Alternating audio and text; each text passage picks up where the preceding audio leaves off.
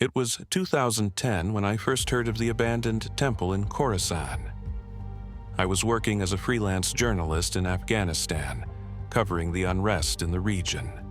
The war had cast a heavy shadow over the land, but in between covering firefights and bombings, I began to hear whispers about a forgotten place. A place hidden deep in the mountains, untouched by time, and, it seemed, by modern civilization. My curiosity was piqued.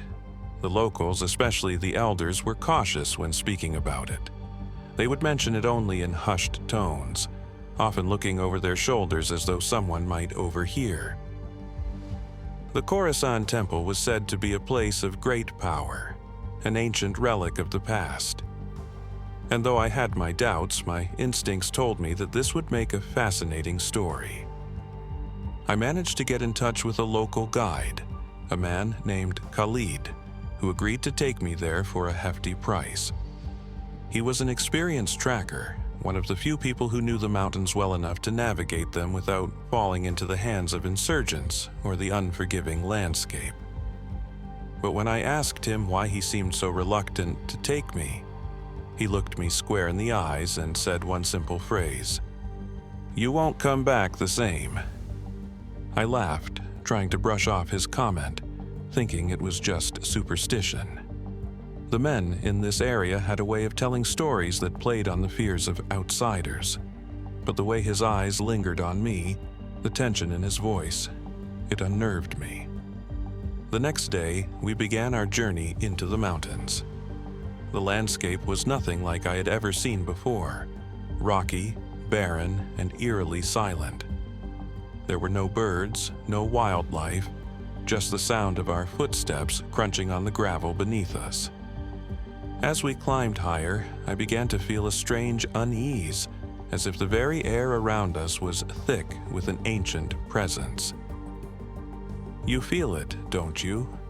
Khalid said after a long pause. "The mountain is watching us." I didn't know what to say. He didn't sound like he was joking. The further we went, the more I began to question my decision to come. The road became treacherous. There were no real paths, just narrow, dangerous ravines and rocky slopes. Every step felt like we were walking deeper into some forgotten world, a place that had been lost to time. It wasn't just the physical distance that was unsettling, it was the emotional weight of the journey. On the third day of our trek, we finally came upon the site. The temple was nestled in a small valley, hidden from view, unless you knew exactly where to look. It was a ruin, but it still carried a strange, unsettling energy. The architecture was unlike anything I had ever seen. The stone was dark, almost black, and covered in strange symbols. Symbols that seemed to writhe under my gaze, as if alive. Khalid remained at a distance, his face tense with fear. He muttered something under his breath, praying in a language I didn't understand. I approached the temple cautiously, stepping over the crumbled stones and pieces of broken pillars. There was no mistaking it now. The place was ancient, far older than anything in the surrounding area. The air felt thicker here, almost as if the very atmosphere was charged with some malevolent force. Inside the temple, there were carvings on the walls, images of strange figures, half human, half animal, performing rituals that seemed to stretch into eternity. In the center of the room, there was an altar stained with something dark, something that looked like dried blood. A shiver ran down my spine. "This is where they sacrificed," Khalid said from the doorway, his voice barely above a whisper. "This is where the old gods demanded blood." I turned to him, my heart racing. "What do you mean, old gods? This is a ruin." He stepped inside, but not too far, his eyes fixed on the altar. These gods were forgotten long ago. The temple was abandoned because it became cursed. Anyone who came seeking power, they disappeared. And those who didn't disappear, they became something else. The room seemed to grow colder as Khalid spoke, his voice trembling. He looked at the altar and I could see that he was visibly shaken. "Do you feel it?" he asked, his face pale. "It's here. It never left." I felt a cold chill that had nothing to do with the temperature. The air felt oppressive, thick, as if something was watching us from the shadows. Something ancient, something waiting.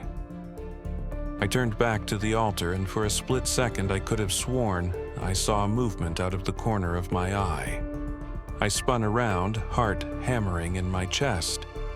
But there was nothing, just the crumbled stones and the eerie silence. "We should go," Khalid said, his voice urgent. "Now." But it was too late. A sound echoed from deep within the temple, a low, guttural growl that seemed to come from the very walls. It was followed by a series of clicking noises, like bones being rubbed together. I looked around in panic, but I couldn't see anything, just shadows, flickering against the walls. Then, from the darkness, a shape emerged. At first, I thought it was a trick of the light, a shadow cast by the flickering torch in my hand. But as the shape came closer, I saw that it was not a shadow at all. It was a figure, tall and thin, covered in rags that seemed to crawl and shift on their own. Its face was obscured by a hood, but I could make out the twisted shape of a skull beneath. Khalid shouted something, but his words were lost to the shrieking sound that filled the room. The figure moved faster, its footsteps unnaturally quick. It reached out and I felt a cold, icy hand grab my arm. I screamed, trying to pull away, but it was like the hand had frozen me in place. My vision began to blur, the edges of the room darkening. The figure's face came into view, and I saw the empty sockets of its eyes. And then it spoke.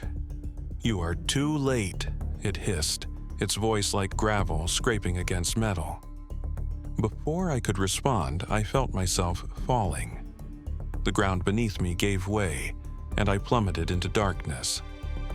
I woke up hours later, lying on the cold stone floor of the temple. Khalid was nowhere to be seen. I couldn't remember how I had fallen, but I knew something had happened. Something terrible. I stumbled to my feet and looked around. The temple was different. The symbols on the walls had changed, and the air felt even colder. The altar was gone, replaced by a strange, dark liquid that seemed to move on its own. The figure was still there, watching me from the shadows. It was then that I realized I hadn't just entered a ruin. I had entered a place where time didn't work the way it should. A place where the past and present collided. A place that had never truly been forgotten. The Watchers were real, and they had been waiting for me. I left the temple, but the journey was never truly over. It followed me, in my dreams, in the whispers of the wind. The shape that had reached out to me still lingered in the corners of my vision. And no matter where I went, I could always feel its presence. I never returned to Khorasan, but I knew I would never escape what I had seen. The Watchers had claimed me, and now they were watching.